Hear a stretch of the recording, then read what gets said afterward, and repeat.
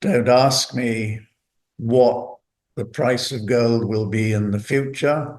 But if our technical analyst is right on the US dollar index, the DXY, we have the DXY in 2027, 2028 at 50, which is effectively half today's level. And if that is the case, you will probably see a doubling in the gold price. In 2025, the intertwined rise of gold and fall of the dollar underscore a new era where resilience and adaptability in supply chains and trade finance are not optional, but essential.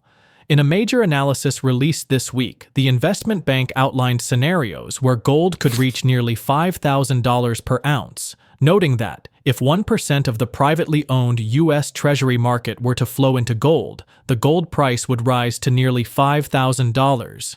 That's 42% above its current price. Market expert expects a $200 gold rally in the coming month, followed by a correction. By early 2026, SimonHunt expects prices to reach around $2,800, calling it a massive buy.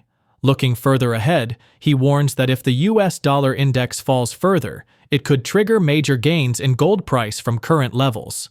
We are entering the eye of the storm. The Fed will be forced to bring down long-term bond yields, with U.S. 10-year treasuries likely falling closer to 3% by mid-2026. This is a reprieve. Just like in the 1970s, SimonHunt warns that a massive inflationary surge is coming. We'll see double-digit yields that will trigger a global financial crash, with asset prices collapsing under the weight of skyrocketing borrowing costs. Traders are drawing clear battle lines. Some see scope for aggressive cuts running into early 2026, with S&P targets stretching towards 7,000. Others warn that sticky inflation could cap the Fed's flexibility, forcing a slower pace. Either way, the US dollar has weakened to its lowest close since July, steepening the odds of a broader rotation into gold, commodities, and credit. A major market correction is coming. SimonHunt warns that a 15% market correction is coming before year-end as the U.S. Treasury drains $580 billion from the system. This is no ordinary pullback, it's a warning shot. Before we dive into SimonHunt's sharp insights from his latest interview with Mario Ineco, make sure to hit that subscribe button and tap the bell icon so you never miss a moment when truth meets the market. The whole global financial system is pretty fragile.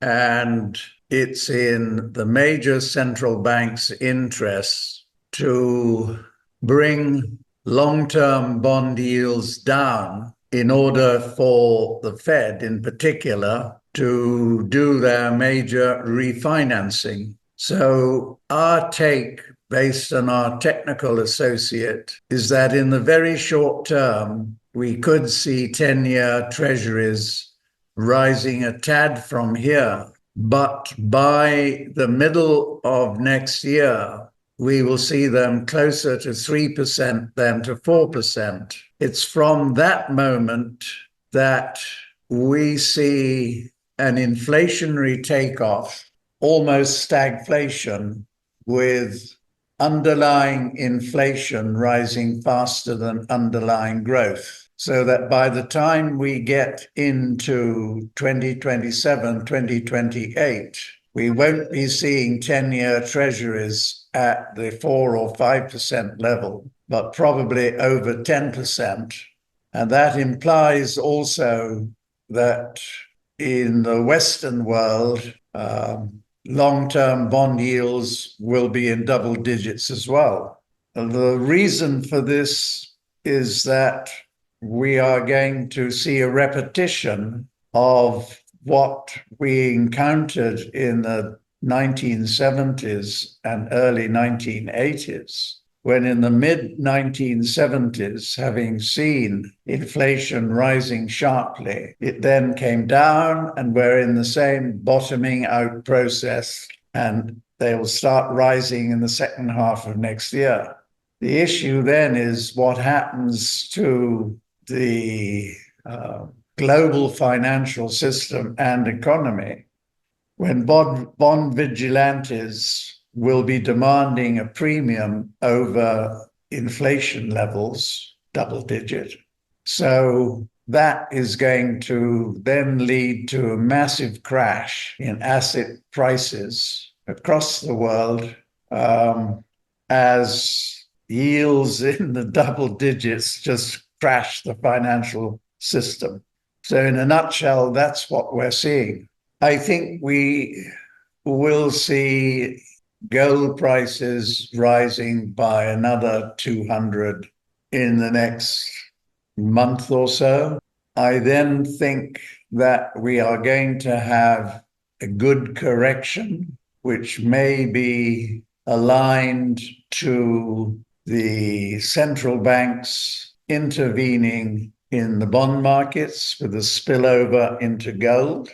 So I think that by the end of the year, to then lead to a massive crash, I'd say probably more in the first 6 months of next year, we could see gold at 2,800. And then that is a massive buy. Massive buy because we will see escalating conflicts, if not wars, and rising inflation. Don't ask me what the price of gold will be in the future, but if our technical analyst is right on the US dollar index, the DXY, we have the DXY in 2027, 2028 at 50, which is effectively half today's level. And if that is the case, you will probably see a doubling in the gold price. From the experts that I listen to, the Treasury, for its own internal reasons, will be draining about $580 million or billion from the system. So the markets are due for a correction. As I see it, it's not the big institutions that have been driving the markets higher, but the retail sector. And that's a troubling sign. So I think we are going to have a nice correction, maybe 15% before the end of the year. What worries me, coming back to our earlier discussion, is that if Europe does move into Ukraine to support the Ukrainian army, then you will see a flood of money leaving Europe. I think probably big funds have probably already started, but as soon as the first shot is fired, Europe will introduce capital controls. If Europe introduces capital controls, given the interconnectivity of banks, what are going to be the repercussions globally? I can argue then that if this is the case, and if, as seems likely, that Israel is preparing another attack on Iran, and that Iran is preparing itself not just to defend the country. The world is not just changing, it's being ripped apart. The US-led order is crumbling, replaced by a multipolar system driven by Russia, China, and India. Russia is looking for long-term security in Ukraine, while Xi's remarks on Taiwan signal a clear choice: dialogue on our terms or conflict. According to SimonHunt, BRICS and SCO members are fed up with US diplomacy, and even Iran believes talks with Washington are useless. This reflects a global breakdown in trust, and the risk of major escalation is now a terrifying reality.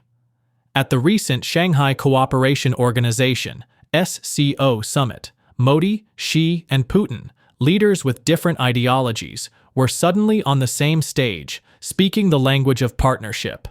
The dollar is still king, but rivals are entering the ring. And ironically, the man who gave them the momentum might be Donald Trump himself.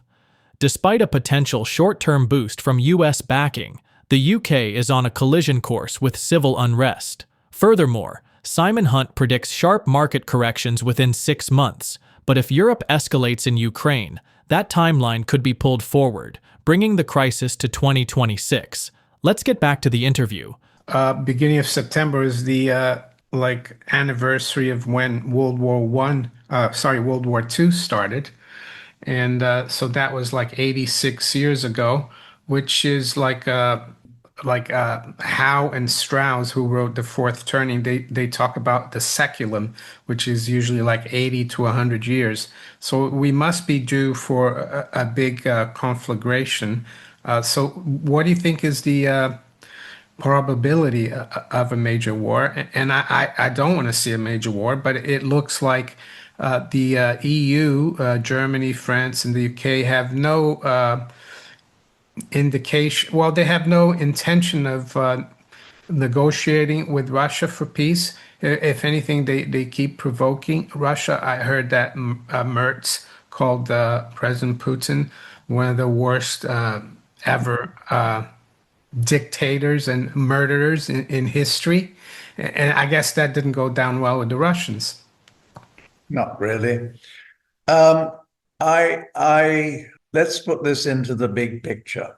What we have now, the conflict between the unilateral world led by America against the multilateral world led by Russia, China, and now India. The message that for me came out strongly from the SOE and the bilateral meetings in Beijing and the military parade is that SCO members, and since many of them are members of BRICS, have really decided it's time for action and that they are going to stand firm against whatever Washington tries to do. So, for instance, Putin is not going to give 1 inch on what it wants out of Ukraine. And I think that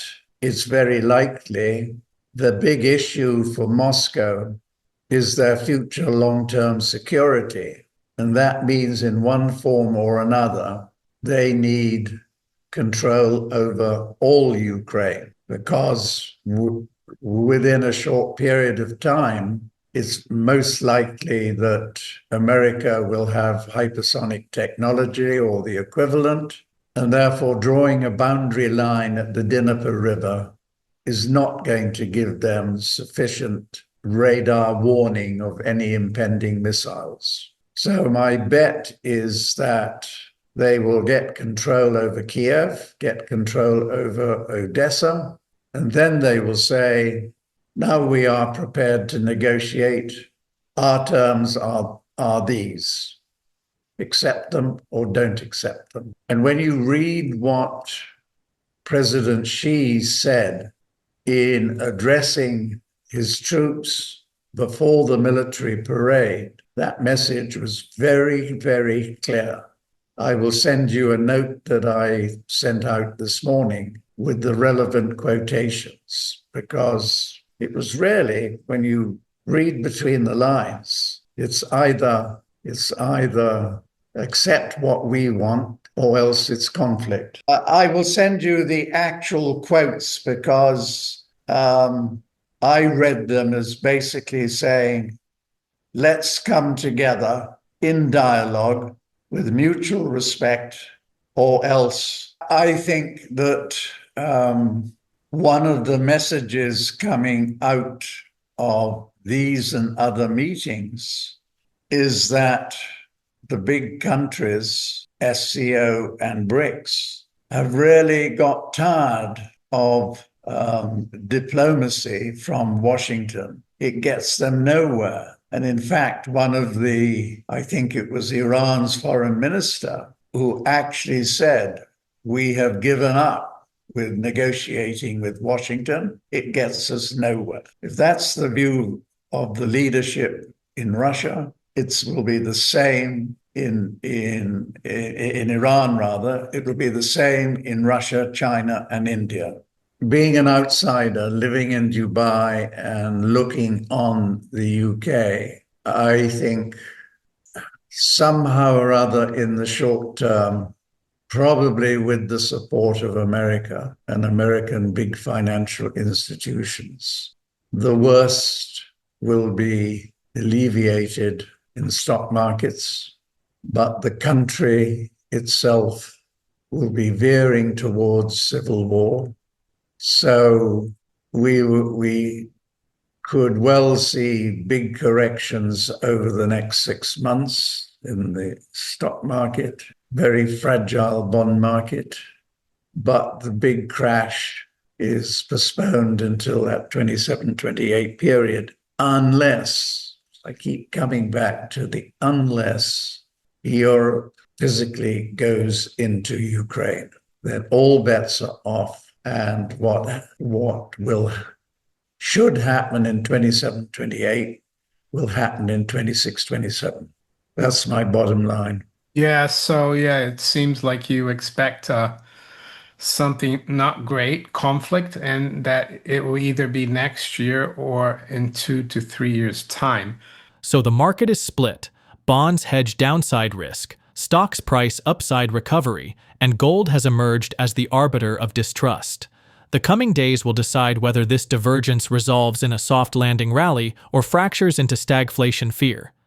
The Fed's increasing likelihood that the bank may ease rates more than expected continues to influence asset pricing and the US dollar index. Meanwhile, the US dollar index fell by over 10% this year to 97.36. As power shifts and financial cracks widen, will investors act early to protect themselves with real assets, or wait until it's too late? Drop your thoughts in the comment section below. If you find this video informative, don't forget to support our channel and turn on notifications to stay informed about our latest videos. See you in the following video.